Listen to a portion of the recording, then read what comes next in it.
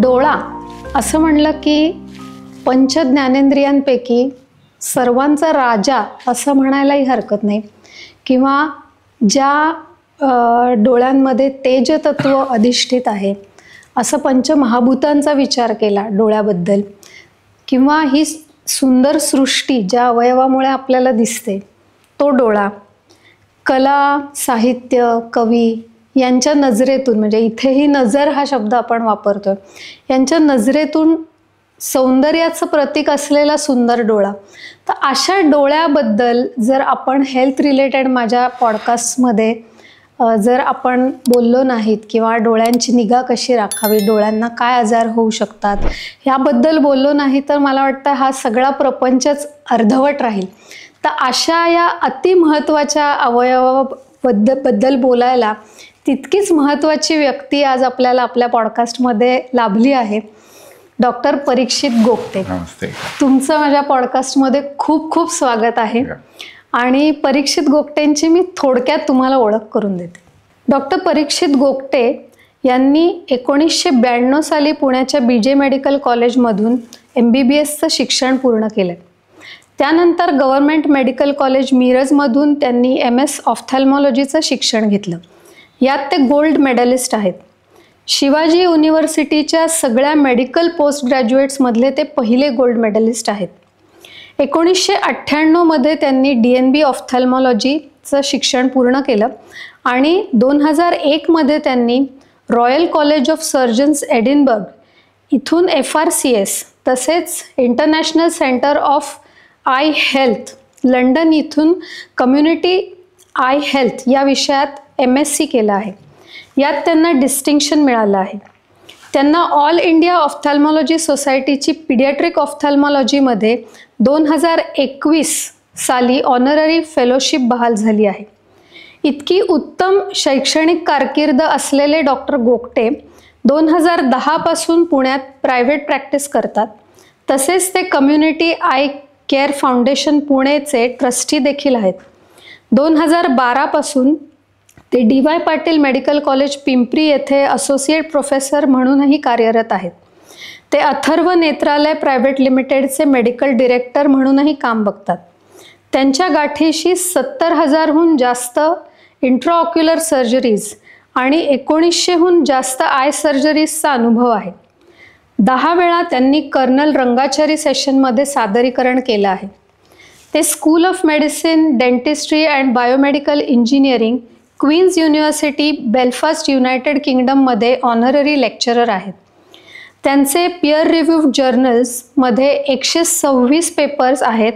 यात cataract surgery, community eye health, paediatric ophthalmology, training and research असे विविध विषय त्यांनी हाताळले आहेत.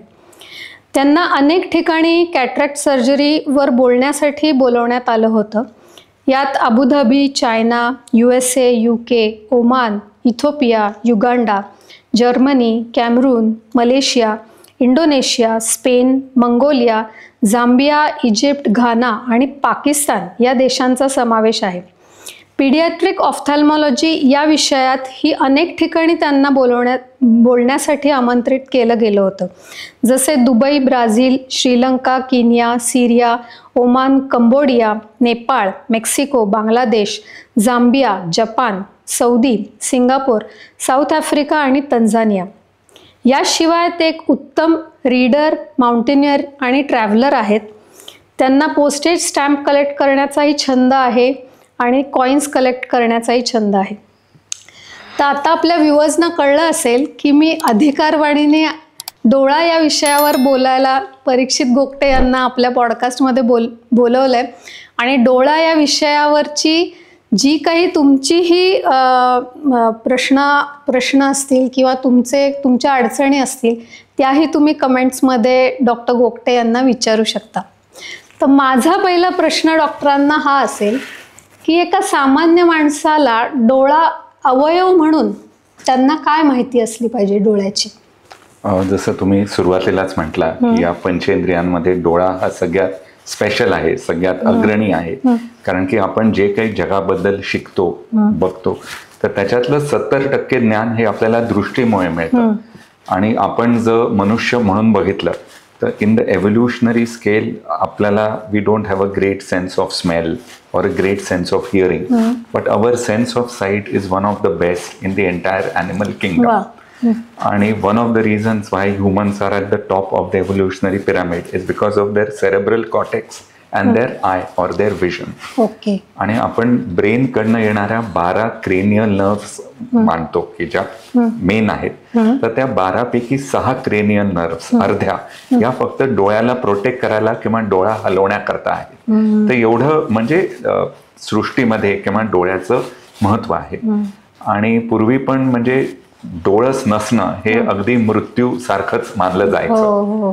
म्हणजे ज्यांना दृष्टी नाहीये अशा लोकांना म्हणताय तुम्ही, अशा लोकांना की म्हणजे की कोणाला अगदी ठार मारायचं आहे तर ते नाही, तर त्याच्यात एवढंच वाईट काय तर त्याला अंधळ करणं, असं इतिहासात आपण कितीदा तरी बघितलं आहे की हे करायला. पण मग एक अवयव म्हणून अॅनाटॉमिकली डोळ्याचे काय वेगवेगळे भाग असतात, एक ढोबळ सामान्य माणसाला त्याची काय माहिती असली पाहिजे? तसं बघितलं तर डोळा असा एक छोट्याशा गोळीसारखा आपल्या टेबल टेनिस बॉल सारखा आहे. तर त्याचा डायमीटर हा 24 मिलीमीटर आहे, म्हणजे 2.5 सेंटीमीटर, 1 इंच म्हणावं तर.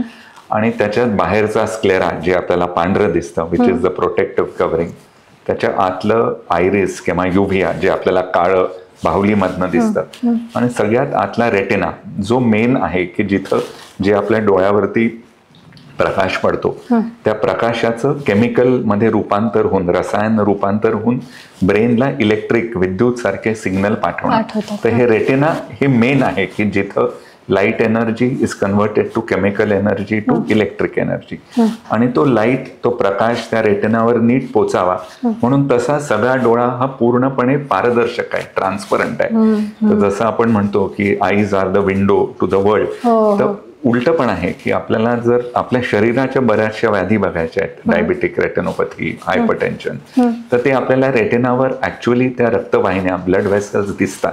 तर आजकाल हे जे नवीन AI किंवा तंत्रज्ञानाने तुम्ही बघून फ्युचर डिसीज प्रेडिक्ट करू शकता, तर ते तुम्ही नुसतं एक डोळ्याचा रेटिनाचा स्कॅन केला तर त्याच्यातनं आपल्याला सगळं दिसू शकतं. मग आता आपण डोळ्याशी निगडीत आजार किंवा याच्याबद्दल बोलतोच होत, तर अगदी लहानपणापासून किंवा अनुवंशिकतेमुळे डोळ्यात काय मेजर आजार घडू शकतात माणसाला? एक तर सुदैवाने गेल्या 30-40 वर्षात जी आपल्याकडे प्रगती झाली आहे, म्हणजे वैद्यकीय क्षेत्रात आणि भौतिक सुद्धा, तर पूर्वी जे अजीवनसत्वाची कमी, व्हिटॅमिन A डेफिशियन्सी, त्याच्यामुळे जो माल न्यूट्रिशन किंवा इन्फेक्शनने होणारा ब्लाइंडनेस आहे तो आता खूप कमी झाला आहे भारतात. पण इंट्रा युट्राईन फॅक्टर्स म्हणजे बाळ जेव्हा आईच्या पोटात असतं तेव्हा त्याची नीट डेव्हलपमेंट झाली नाही, तर डोळा हा नीट डेव्हलपच होत नाही. तर ते एक कारण आहे की बाळ जन्मताच अंध असतं, म्हणजे जन्मांध ज्याला म्हणतो ते. किंवा आजकाल खूप प्रीमच्युअर मुलं जगतात, म्हणजे पूर्वी 2.5-3 किलोच्या कमी बाळ असेल तर त्यांचं बालमृत्यूचं प्रमाण खूप होतं. पण आता अगदी 600-800-900 ग्राम बाळ सुद्धा जगतात, म्हणजे त्यांना पेटीत ठेवतात किंवा काचेत ठेवतात म्हणतात. तर त्याच्यात त्यांना जगवायला खूप ऑक्सिजन द्यायला लागतो. तर ते ऑक्सिजन जेव्हा ते जन्मले तेव्हा त्यांचे रेटिनाची डेव्हलपमेंट झाली नसते. तर ती ऑक्सिजन खूप दिल्यामुळे आणि ते बाहेर आल्यावर ते ऑक्सिजन गेल्यामुळे त्या रेटिनाची डेव्हलपमेंट नीट होत नाही, आणि मग त्यांना रेटिनोपॅथी ऑफ प्रीमॅच्युरिटी, ROP म्हणून म्हणतात, आणि त्याच्यामुळे पण बाळ पुढे अंध होऊ शकतं.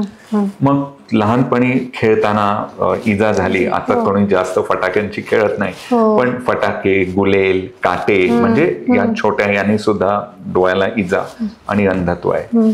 मग जो 20 ते 40 वयोगट आहे ऍक्टिव्ह, याच्यात जनरली डोळ्याला असं खूप काही होत नाही, एक चष्म्याचा नंबर सोडला तर. पण जसे माणसं सिनियर होतात तर सिनियर सिटीजन्स मध्ये परत मग मोतीबिंदू, काचबिंदू, age related degeneration, diabetic retinopathy हे सगळं परत येतं. सो म्हणजे प्रत्येक वयोगटात काहीतरी एक डोळ्याला गडबड होऊ शकते. मग आय चेकअप्स असे कोणी म्हणजे रॅन्डमली प्रत्येकाने रेग्युलरली करावेत, किंवा काही अनुवंशिकता असतील तर करावेत, किंवा तुम्हाला डायबिटीस आहे, हायपरटेन्शन किंवा असे काही कोमॉर्बिडिटीज आहेत त्यांनी करावेत, तर आय चेकअप्समध्ये काय काय बघितलं जातं आणि कोणी किती फ्रिक्वेंटली करावेत ते? एक तर आपण जेव्हा कॉम्प्रिहेन्सिव्ह आय चेकअप म्हणतो तर त्याच्यात आपण स्लिट लॅम्प म्हणजे ज्या मशीनने डोळ्याचा पुढचा भाग, एक ऑटो रिफ्रॅक्टोमीटर किंवा रेटिनोस्कोपने जे चष्म्याचा नंबर काढणे कॉम्प्युटर ते एक बघणं, मग डोळ्याच्या आतला भाग म्हणजे फंडोस्कोपी, मग तिरळेपणा आहे का त्याच्याकरता ऑक्युलर मोटिलिटी टेस्टिंग, डोळे कोरडे आहेत का म्हणून ड्राय आईजची तपासणी, आणि डोळ्याचं प्रेशर म्हणजे टोनोमेट्री. हे एक 7 गोष्टी आपण नॉर्मली एक कॉम्प्रिहेन्सिव्ह आय चेकअप मध्ये बघतो. तर पाश्चात्य देशांमध्ये मूल जेव्हा शाळेत येतं म्हणजे 5 वर्षाचं किंवा 6 वर्षाचं तेव्हा एकदा तर त्याची प्राथमिक डोळ्याची तपासणी झालीच पाहिजे.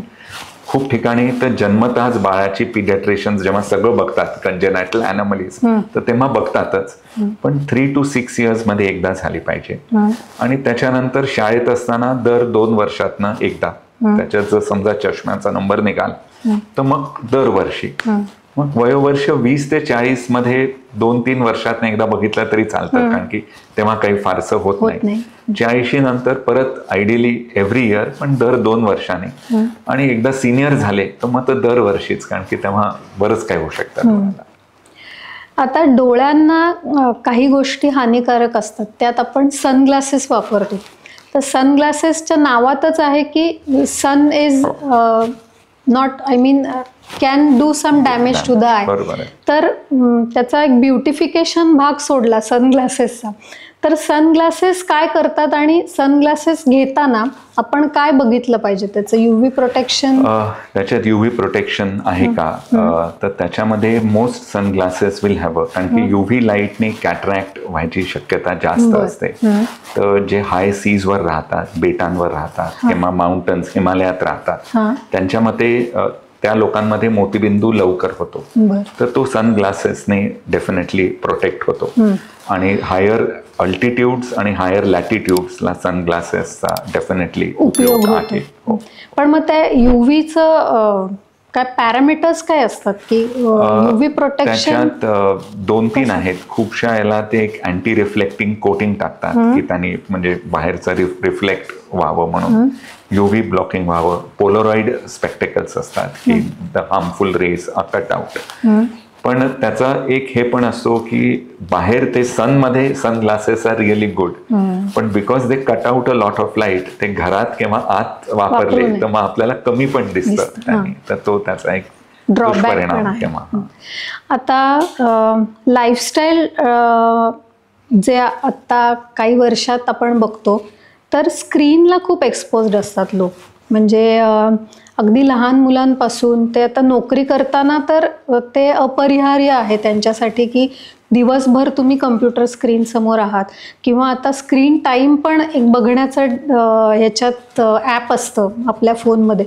तर 7-7, 8-8 तास when you are exposed to that screen, तर त्याचा नक्की कसा दुष्परिणाम डोळ्यांवर होतो या स्क्रीनचा, आणि तो कसा प्रिव्हेंट करावा, किंवा काही काळजी घेतल्याने हा थोडा कमी होऊ शकतो का, असंही आम्हाला हवं आहे. स्क्रीन टाइम तर आजकाल सगळ्यांचाच खूप झाला आहे, आणि कोविडमध्ये लॉकडाऊनमध्ये लोकांच्या लक्षात आलं की एका ठिकाणी बसूनही त्यांच्यावर बघू शकतात, आणि मोबाईलमध्ये तर अक्षरशः सगळंच दिसतं.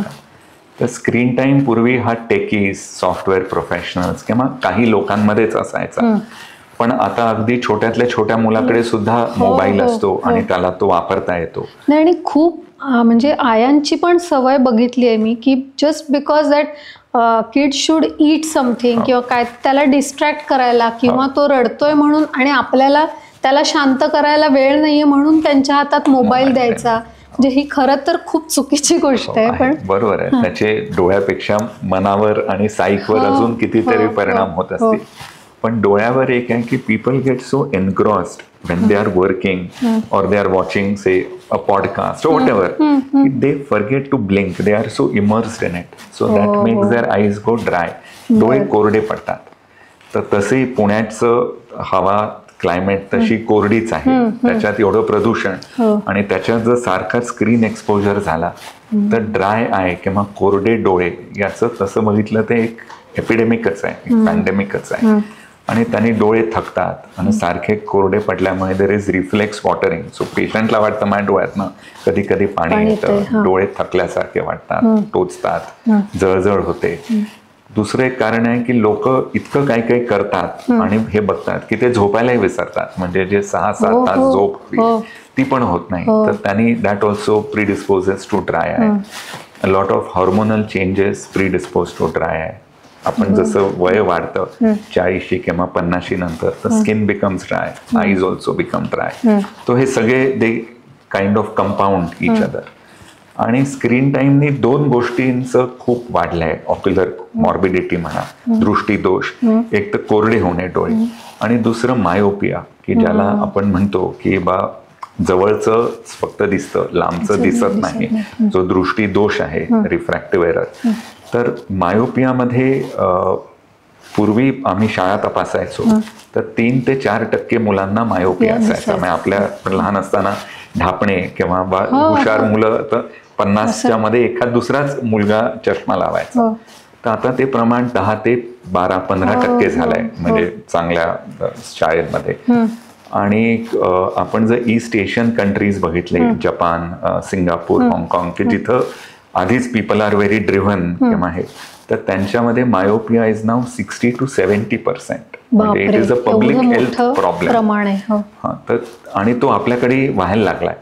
आणि पूर्वी हे शहरी किंवा असं हायफाय शाळेत, आम्ही आता मध्ये एक कोविडच्या आधी अंगणवाड्यांची तपासणी केली होती. तर तिथं 3 ते 6 वर्षाची मुलं आहेत जी असं त्या मनाने गरीब घरात आली, तर त्यांच्यामध्ये सुद्धा मायोपियाची सुरुवात आहे. झेडपीच्या शाळा आहेत, महानगरपालिकेच्या शाळा आहेत. तर मायोपिया पण खूप वाढत चालला आहे. ड्राय आईज वाढत चालले. आणि हो, आमची प्रॅक्टिस वाढायला म्हणजे मोबाईल आणि जसं तुम्ही म्हटलं स्क्रीन टाइम वाढणे हे कारण तर आहेच आहे. मग आता याबद्दल तर आपण बोललो. आम्ही प्रत्येक वेळेला जेव्हा हेल्थ रिलेटेड पॉडकास्ट करतो तेव्हा त्या ऑर्गनला बेनिफिशियल आहार पण काय असेल असंही आपल्या दर्शकांना सांगतो. तर डोळ्यांबद्दल तुम्ही काय सांगाल आहाराबद्दल? ट्रेडिशनली आपल्याकडे जी काही पिवळी फळं आहेत, म्हणजे किंवा भाज्या आहे, म्हणजे गाजर आहे, पपई आहे, आंबे आहेत, याच्यात अजीवनसत्व व्हिटॅमिन ए जास्त असतं. सगळ्या हिरव्या पालेभाज्यांमध्ये अजीवनसत्व, सगळे विटामिन्स जास्त असतात. आणि ज्यांना चालत असेल त्यांना अंड किंवा नॉनव्हेज त्याच्यात पण मिळू शकतं. आणि काय वाईट आहे तर एक तर पाणी कमी पिणे, जे काही काही लोकांना काही वेगळ्या कारणांकरता ते पिऊ शकत नाही. पण खूप जण ते इतके व्यस्त असतात की ते पाणी प्यायलाच विसरतात. आणि use of tobacco and alcohol, तर बोथ ऑफ देम म्हणजे तंबाखू आणि दारू हे दोन्ही ऑप्टिक नर्व जी म्हणजे जी नस आहे जी डोळ्यापासून मेंदूकडे जाते, तर both of them are neurotoxic. So त्याचं पण सेवन खूप जास्त झालं तर त्यांनी पण दृष्टी कमी होते, ज्याला आपण टॉक्सिक अँब्लायोपिया म्हणतो. आणि मगाशी आपण बोलताना की स्क्रीन टाइम बद्दल आपण बोललोच, पण अजून एक त्याच्यात पोट प्रश्न मला असा विचारावा वाटेल की ज्यांना अपरिहार्य आहे की दिवसभर स्क्रीन समोर बसायचंच आहे, त्यांनी काही विशेष काळजी घ्यावी का? किंवा आता ड्राय आईज होऊ नये म्हणून त्यांनी असे काय उपाय करावेत की कमीत कमी दुष्परिणाम डोळ्यांवर होतील त्यांच्या? तर एक आहे की समजा काही कारणास्तव आपल्याला 8-10 तास बसायचंच आहे स्क्रीन समोर, त्यातनं आपली सुटका नाही, तर मग तुम्ही दर 1-1.5 तासानंतर 10 मिनिटाचा ब्रेक घ्या. मग त्या ब्रेकमध्ये तुम्ही डोळ्याचं काम करू नका. म्हणजे लोक कसं ब्रेक घेतात, कोण व्हॉट्सअप बघतं, कोण ईमेल चेक करतं, कोण ब्रेकिंग न्यूज बघतं, कोण पेपर वाचतं. तर तो आपल्या मेंदू करता ब्रेक आहे, तो आपल्या डोळ्याकरता ब्रेक नाही.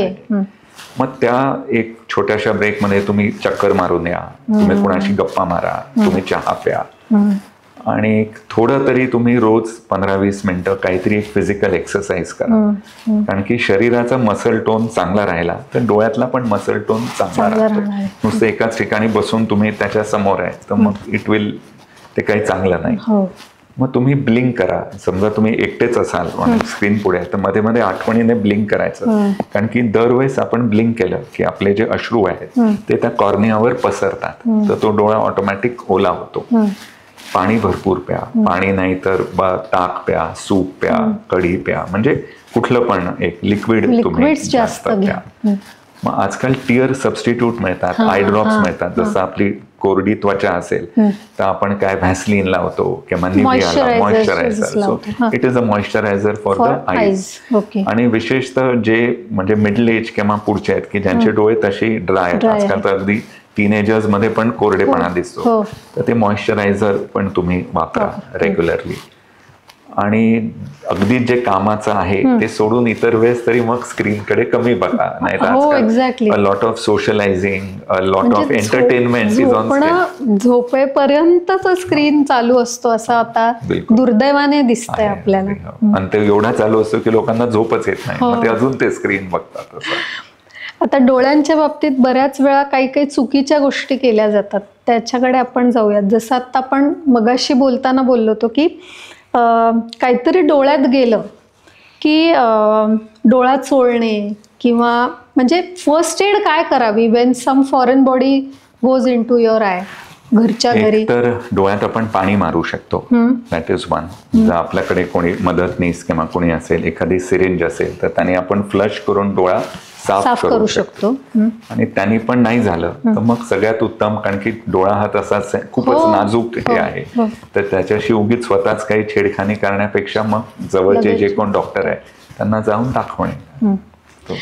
आता छोट्या छोट्या गोष्टी लोकांना माहिती आहे की एका सर्टन एज झाल्यानंतर आपल्याला मोतीबिंदूचं ऑपरेशन करायला लागणार आहे किंवा, पण मोतीबिंदू कशाने होतो, मोतीबिंदू म्हणजे काय, हे एक सामान्य माणसाला मोतीबिंदूबद्दल काय माहिती असलं पाहिजे? आपल्या डोळ्यामध्ये एक लेन्स असते, एक भिंग असतं, ते प्रोटीनने बनलेलं भिंग असतं. म्हणजे आपण आपले शरीर बघितलं तर त्याच्यात they say it is 98 to 99% water, human body. पण लेन्स इज ओनली 33% वॉटर. म्हणजे it is such a dense protein. आणि ती लेन्स आपला आकार बदलू शकते. आणि हे एक 40-50 आहे म्हणून आपण लांबचं बघू शकतो आणि इथं बघितलं तर जवळचं बघू शकतो. हे जे चेंज ऑफ डिस्टन्स आहेत, आपले कॅमेरावाले कसं ते लेन्स पुढे मागे करतात, तर आपल्या डोळ्यात नैसर्गिकरित्या ती जी लेन्स आहे त्याचं कर्वेचर बदललं जातं. तर हे जसं आपलं वय वाढतं तशी त्याची इलास्टिसिटी जाते. म्हणून 40 नंतर लोकांना 40 लागते, कारण की मग त्यांना लांबचं दिसलं तर त्यांना पटकन जवळचं बघता येत नाही, because that elasticity is lost. आणि शेवटी माणसाचाच अवयव आहे तो. सो जसं वय वाढतं तसं त्याच्यातली जी पारदर्शकता आहे, जी ट्रान्सपरन्सी आहे ती कमी होते. तर पूर्वी एवढे मनुष्य जगायचेच नाही की, पण आता लोक 90-100 पर्यंत जगतात. तर जनरली 60-65 नंतर ट्रान्सपरन्सी, पारदर्शकता कमी झाली, तर त्याला आपण मोतीबिंदू म्हणतो. मग पूर्वी तर तो अख्खाच्या अख्खा मोतीबिंदू काढून टाकायचे, म्हणून तो मोती, कारण की ती लेन्स अशी छोटी मोत्यासारखी दिसते. पण आजकाल नवीन पद्धती आहेत, स्मॉल इन्सिजन सर्जरी, फेको इमर्सिफिकेशन. तर 1-2 मिलीमीटर छोटंसं इन्सिजन करून आपण तो पूर्ण मोतीबिंदू काढू शकतो. आणि त्याच्यातनंच त्या 2 मिलीमीटर मधनं एक घडीचं लेन्स आत बसवतो. तर मग ते आपल्याला लांबचं परत चांगलं दाखवतं. किंवा आजकाल जसं हे प्रोग्रेसिव्ह मल्टीफोकल चष्मे आहेत तसे मल्टीफोकल लेन्सेसही असतात की त्याच्यात लांबचं, इंटरमिजिएट आणि जवळचं असं आपण सगळंच बघू शकतो. आता हे झालं मोतीबिंदू. सिमिलरली काचबिंदू किंवा ग्लॉकोमा हे पण आता कॉमनली लोकांना हा शब्दच माहिती आहेत, पण एका ऑफ्थॅल्मॉलॉजिस्ट कडून एक थोडंसं त्याच्याबद्दलही आपण प्रकाश टाकूयात त्याच्यावर. तसं काचबिंदू हे मिसनोमर आहे किंवा हिंदीमध्ये सफेद मोतिया आणि काला मोतिया. सफेद मोतिया कारण की तो मोतीबिंदू पांढरा दिसतो असा ठक्क पूर्ण झाल्यावर. पण काचबिंदू म्हणजे अतिनेत्रदाब, म्हणजे डोळ्याचं प्रेशर वाढणे.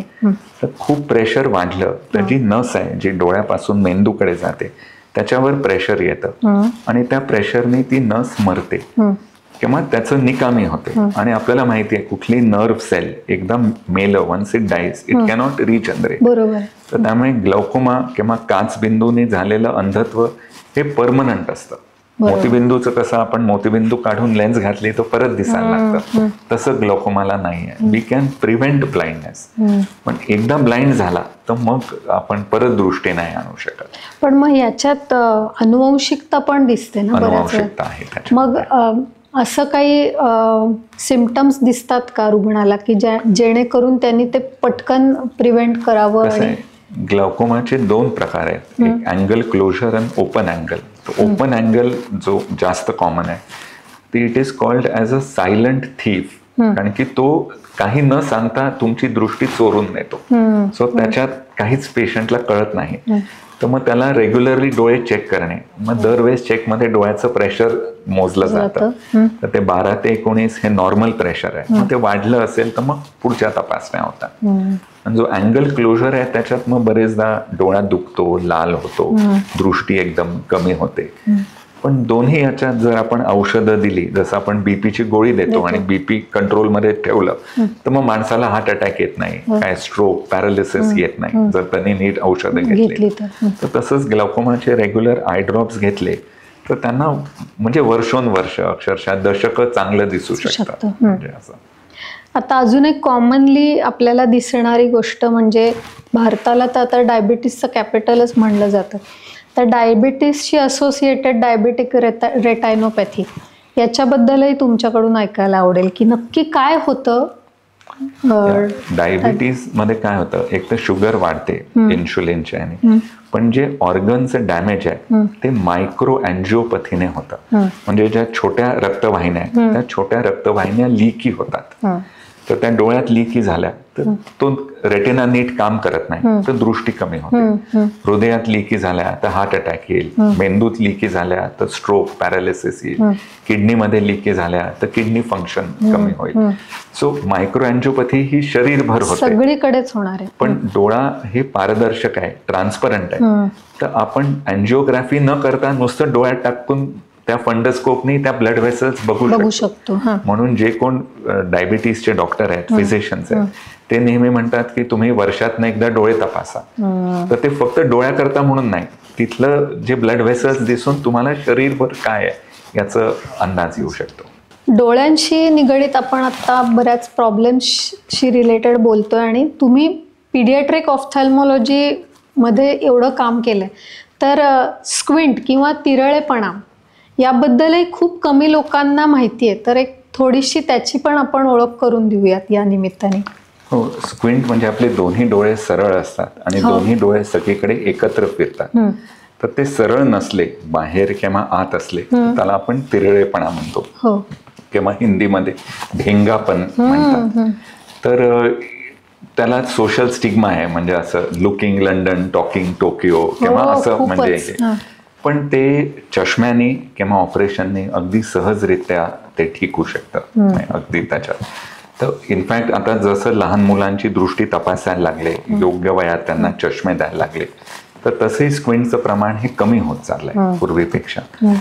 आणि त्याच्यात it is very easily treatable. त्याच्यात असं काही कुठल्या वयात अप्रोच झाले किंवा जाणवलं, मोठा तिरळेपणा असेल तर जितक्या कमी वयात म्हणजे वयोवर्ष 2 ते 6 मध्येच सर्जरी केली तर ती चांगली. कारण की दोन्ही डोळे सरळ असले त्याची डिस्टन्स डेप्थ जजमेंट किंवा 3D विजन आपण जी म्हणतो ती चांगली येते. आता स्क्विंटला सोशल स्टिग्मा असणे हे तर मी समजू शकते, पण चष्मा असणे याला पण आजकाल सोशल स्टिग्मा आहे आणि याचे पण आता ऑपरेशन्स केले जातात. तर लेसिक्स बद्दल पण थोडंसं ऐकायला. एक तर आता चष्मा ही नॉव्हेल्टी नाही राहिली. पूर्वी एखाद दुसऱ्या मुलाला चष्मा असायचा आणि चष्मा असणे हे डोळा वीक आहे अशी एक समजूत असायची. कारण की एक तर जो मायनसचा चष्मा असतो त्याच्यातनं ते डोळे छोटे पण दिसतात, दे लुक मिनिफाईड. पण जर स्क्विंट लवकरात लवकर ऑपरेट करणं गरजेचं, तर ज्याला कोणाला नंबर आहे आणि त्याला लेसिक किंवा स्माईल करायचा असेल, पण तो जनरली 20-21 वर्षानंतर करायला पाहिजे. कारण की तोपर्यंत शरीर बदलत राहतं, ग्रोथ अँड डेव्हलपमेंट होते.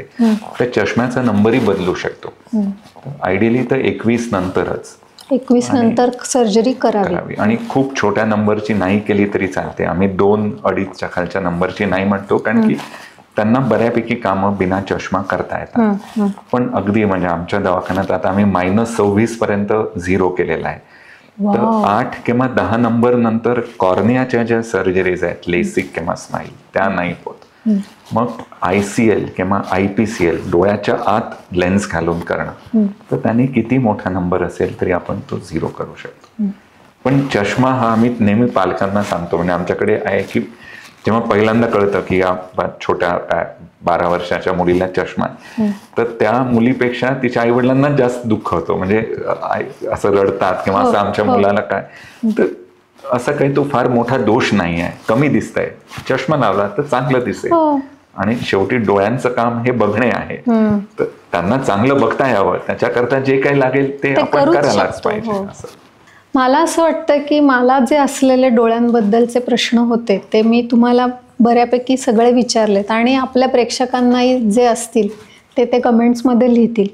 जाता जाता मला थोडंसं आय डोनेशन, ज्यांना कोणाला इच्छा आहे आय डोनेशनबद्दल, तर how to go about it आणि आय डोनेशनबद्दलचं महत्त्व हे एक ऑफ्थॅल्मॉलॉजिस्टकडून आम्हाला ऐकायचं आहे. आय डोनेशन तर आहे, खूपच चांगली गोष्ट आहे, कारण की डोळ्याचा जो सगळ्यात बाहेरचा भाग आहे कॉर्निया, तो ट्रान्सपरंट आहे. म्हणजे it is a living structure आणि it is a 100% transparent structure. तर जर पूर्वी अजीवनसत्वाचा अभाव आहे, कोणाला खुपऱ्या, ट्रॅकोमा, इंजुरी, इन्फेक्शन झालं म्हणून आपण डोळ्यावर फूल पडलं म्हणतो, तर ते फूल पडल्यामुळे डोळ्याच्या आत प्रकाश जात नाही आणि मग ती व्यक्ती अंध होते. तर तो कॉर्निया काढून कुठल्या मृत व्यक्तीने डोळा दान केला तर तो कॉर्निया लावला तर त्यांना परत दिसायला लागतं. तर तसं एक म्हणजे चमत्कारच आहे तो, इट इज अ मिरॅकल. आणि अजून असा आर्टिफिशियल कॉर्निया खूप रिसर्च चाललाय पण अजून नाही झालेला. तर कोणीतरी जर डोळे दान केले, मग विशेषतः कॉर्निया दान केला, तर त्यांनी नक्की एक किंवा आजकाल ते स्प्लिट करून 2 किंवा 3 लोकांना पण दृष्टी मिळू शकते. आणि तसंही मृत्यूनंतर डोळे काय तुम्ही पुरणार किंवा जाळणार, म्हणजे त्याचा तसा काहीच उपयोग नाही. आणि आता पूर्ण डोळाही काढायला लागत नाही, म्हणजे बाकीशीने ते आय डोनेशनचं करायची त्याच्यात, तर त्याच्यात आता फक्त कॉर्नियाचंच हार्वेस्टिंग होतं, पूर्ण डोळ्याचं नाही. सो एक लोकांच्या मनात भीती असते की आपली कुठली व्यक्ती गेली, आपण डोळे काढले तर कसं दिसेल, तर काही नाही, त्या म्हणजे मृत शरीरामध्ये तुम्हाला कळणार सुद्धा नाही की यांचं आपण आय डोनेशन किंवा नेत्रदान केलंय. त्याच्यात 2च फक्त असतात. कुठली व्यक्ती गेली तर ते एक 4 ते 6 तासामध्येच करायला लागतं. आणि त्याच्याकरता तसं लिगल असं त्याला काही हे नाही, कारण की नेक्स्ट टू किन सांगितलं तरी त्यांनी जरी लिहून जरी नसेल दिलं तरी फक्त, कारण की once a person is dead the responsibility of the body now passes on to the next of किन.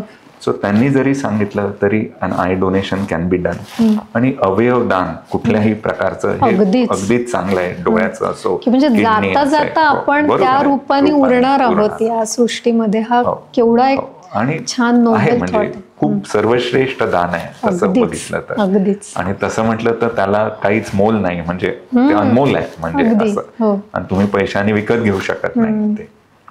तर या नोटवरच आपण मला वाटतं थांबूयात. आणि डोळे या विषयांवर तुम्ही इतक्या छान आणि इतक्या सोप्या पद्धतीने आमच्या दर्शकांना अनेक टिप्स दिल्या, अनेक गोष्टींबद्दल जे मिथ्स होते ते ब्रेक केले, याबद्दल आणि माझ्या पॉडकास्टमध्ये तुम्ही आला याबद्दल तुमचे खूप खूप आभार. तुमचे खूप खूप आभार की तुम्ही मला ही संधी दिली आणि एवढ्या लोकांपर्यंत पोहोचण्याची संधी दिली. Thank you so much. थँक्यू, धन्यवाद.